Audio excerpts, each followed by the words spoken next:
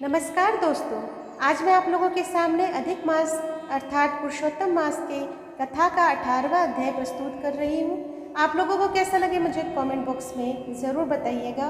तो चलिए शुरू करते हैं। नारद जी बोले, हे तपोनिधे। उसके बाद साक्षात भगवान वाल्मीकि मुनि ने राजा दृढ़धन्वा को क्या कहा सो आप कहिए। श्री नारायण बोले, वह राजश्री दृढ़धन्वा अपने पूर्व जन्म का वृत्तांत सुनकर आश्चर्य करता हुआ मुनि श्रेष्ठ वाल्मीकि मुनि से पूछता है। दृढ़धन्वा बोला, हे ब्राह्मण, आपके नवीन नवीन सुंदर अमृत के समान वचनों को बारंबार पान कर भी मैं तृप्त नहीं हुआ, इसलिए पुनः उसके बाद का वृत्तांत कहिए। वाल्मीकि मुनि बोले, हे जगतीपते, इस प्रकार उस ब्राह्मण के विलाप करते समय गर्जना से दशों दिशाओं को गुंजित करता हुआ असमय में होने वाला मेघ आया। पर्वतों को कपाने के समान तीक्ष्ण स्पर्शों वाला वायु बहने लगा और बिजली अत्यंत चमकती हुई अपनी आवाज से 10 दिशाओं को पूर्ण करती हुई इस तरह एक मास तक वृष्टि हुई, जिस जल से पृथ्वी भर गई, परंतु पुत्र शोक रूप अग्नि के ताप से संतप्त वह ब्राह्मण कुछ भी नहीं जान सका।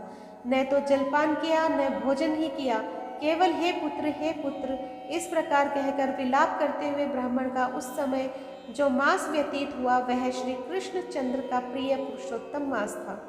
सो न जानते हुए उस ब्राह्मण को पुरुषोत्तम मास का सेवन हो गया।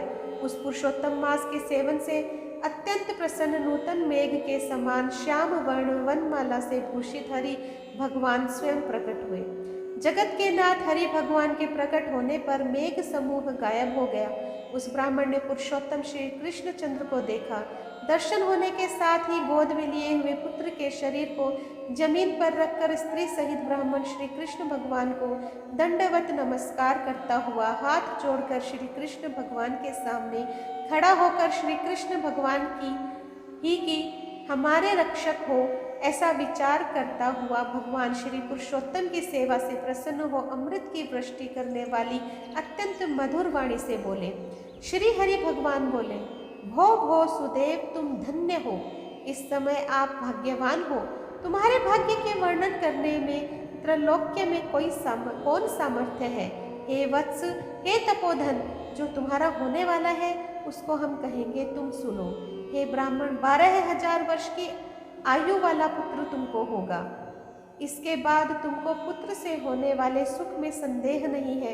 हे द्विजातम, प्रसन्न मन से मैंने यह पुत्र तुमको दिया है। हमारे प्रसाद से होने वाले तुम्हारे पुत्र सुख को देखकर हे द्विजोत्तम, देवता, गंधर्व और मनुष्य लोग पुत्र सुख की इच्छा करने वाले होंगे। इस विषय में तुमसे प्राचीन इतिहास में कहूँगा, जिस इतिहास को पहले मार्कंडेय मुनि ने राजा रघु से कहा था।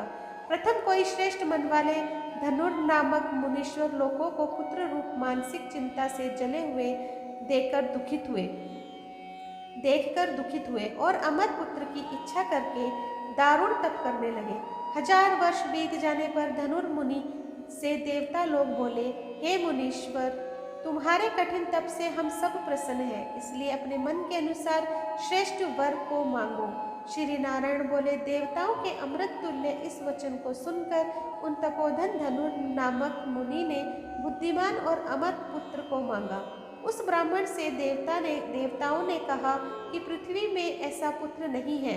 तब धनुर मुनि ने देवताओं से कहा कि अच्छा, ऐसा पुत्र दो जिसके आयु की मर्यादा बंधी हो। देवताओं ने कहा कि कैसी मर्यादा चाहिए, कहो। इस पर उस मुनि ने भी कहा कि यह महान पर्वत जब तक रहे तब तक उसकी आयु होवे, ऐसा ही हो। इस प्रकार कहकर इंद्रादि देवता स्वर्ग को चले गए। धनु शर्मा ने थोड़े समय में वैसा ही पुत्र को प्राप्त किया। उस मुनि का पुत्र आकाश में चंद्र के समान बढ़ने लगा। 16वें वर्ष के होने पर मुनीश्वर ने पुत्र से कहा, हे वत्स, ये मुनि लोग कभी भी अपमान करने योग्य नहीं है। इस तरह शिक्षा देने पर भी उस पुत्र ने मुनियों का अनादर किया। आयु की मर्यादा के बल से उन्मत्त उसने ब्राह्मणों का अपमान किया।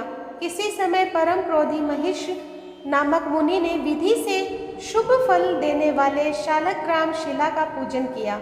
उसी समय उस बालक ने वहां आकर शालग्राम की शिला को जल्दी से लेकर अपनी चंचलता से कारण हंसता हुआ पूर्ण जल वाले कूप में छोड़ दिया। क्रोध से युक्त दूसरे काल रुद्र के समान महिष मुनि ने उस धनुर्मुनि के पुत्र को शाप दिया कि यह अभी मर जाए, परंतु उसे मृत्यु हुए न देखकर मन में मृत्यु के कारण का ध्यान किया। देवताओं ने इस धनुर्मुनि के पुत्र को निमित्तायु वाला बनाया है। इस तरह चिंता करते हुए महिष मुनि ने लंबी सांस ली, जिससे कई कोटि महिष पैदा हो गए और उन महिषों ने पर्वत को टुकड़ा टुकड़ा कर दिया। उसी समय मुनि का अत्यंत दुर्मद लड़का मर गया। धनुर्मुनि ने अत्यंत दुख से बार बार विलाप किया। बाद में अनेक प्रकार विलाप कर पुत्र के शरीर को लेकर पुत्र के दुख से अत्यंत पीड़ित हो चिता की अग्नि में प्रवेश किया। इस प्रकार हठ से पुत्र प्राप्त करने वाले कभी भी सुख को प्राप्त नहीं कर पाते। हे तपोधन, गरुड़ जी ने यह जो पुत्र दिया है, इससे संसार में तुम प्रशंसनीय पुत्रवान होंगे। ये अनग मैंने प्रसन्न होकर पुरुषोत्तम के महात्म्य से इस पुत्र को चिरस्थायी किया है। यह तुमको सुख देने वाला हो। पुत्र के साथ सर्वदा गृहस्थाश्रम के सुख को भोगने के बाद तुम ब्रह्मलोक को जाओगे। वहाँ उत्तम सुख देवताओं के वर्ष से 1000 वर्ष पर्यंत भोग कर पृथ्वी पर आओगे। हे द्विजोत्तम, यहाँ तुम चक्रवर्ती राजा होगे। दृढ़ धनवा नाम से प्रसिद्ध तथा सेना सवारी से युक्त 2000 वर्ष प्रयत्न पृथ्वी के राजा का सुख भोगोगे। इंद्र के पद से अधिक अखंड बल और ऐश्वर्य होवेगा। उस समय यह गौतमी स्त्री पटरानी होवेगी। नित्यपति सेवा में तत्पर और गुण सुंदरी नाम वाली होगी। राजनीति विशारद तुमको 4 पुत्र होंगे और सुंदर मुख वाली महाभागा सुशीला नाम की कन्या होगी। हे महाभाग, सुरों और असुरों को दुर्लभ संसार के सुखों को भोग कर तुम संसार रूपी समुद्र के पार करने वाले विष्णु भगवान को जब भूल जाओगे, तब हे विप्र, उस समय वन में यह तुम्हारा पुत्र शुक पक्षी होकर वट वृक्ष के ऊपर बैठकर वैराग्य पैदा करने वाले श्लोक को बार बार पढ़ता हुआ तुमको इस प्रकार बोध कराएगा। शुक पक्षी के वचन को सुनकर दुखित मन होकर घर आओगे। संसार के विषय सुखों को छोड़कर चिंता रूपी समुद्र में मग्न हे भूसुर, तुमको वाल्मीकि मुनि आकर ज्ञान कराएंगे। उनके वचन से निसंदेह हो शरीर को छोड़कर हरि भगवान के पद को दोनों स्त्री पुरुष तुम जाओगे, जो कि पद अवागमन से रहित कहा गया है। इस प्रकार महाविष्णु के कहने पर वह ब्राह्मण बालक उठ खड़ा हुआ। वे दोनों स्त्री पुरुष ब्राह्मण पुत्र को उठा हुआ देखकर अत्यंत आनंदित हो गए। सब देवता लोग भी संतुष्ट होकर पुष्पों की वर्षा करने लगे। शुकदेव ने भी श्री हरि को और माता पिता को प्रणाम किया। उस ब्राह्मण को पुत्र के साथ देखकर गरुड़ जी भी अत्यंत प्रसन्न हुए।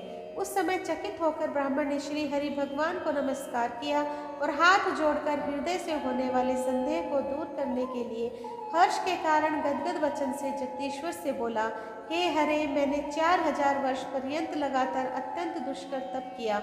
उस समय मेरे को आपने वहां आकर जो कठोर वचन कहा कि हे वत्स, हमने अच्छी तरह देखा है, इस समय तुमको निश्चय पुत्र नहीं है।